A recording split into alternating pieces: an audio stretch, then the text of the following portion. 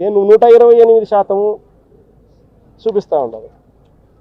అంటే ఏ స్థాయిలో నువ్వు ఈ క్రాప్ అనేది నీరు గార్చావు అని చెప్పడానికి ఇదొక నిదర్శనం.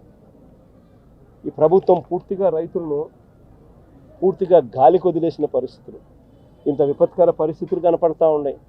ఇంత విపత్కర పరిస్థితులు కనపడతా ఉంటే, విపత్కర పరిస్థితులు జరిగిన రోజు ముఖ్యమంత్రి అనే వ్యక్తి ఏం చేస్తాడు? ఓ రోజు అట్టా చాపర్లో తిరుగుతాడు, ఓ చోట ఆగుతాడు, తర్వాత మొత్తం చేపల్లో తిరుగుతాడు, మరుసటి రోజు లండన్ పోతాడు. ఆయన కొడుకు ఇంకొక ఆయన ఆస్ట్రేలియా నుంచి వస్తాడు, వచ్చి మరుసటి రోజు ముంబైలో క్రికెట్ చూడడానికి పోతాడు. ఈడేమో మన రైతుల పరిస్థితి ఏమో ఏడవలేక,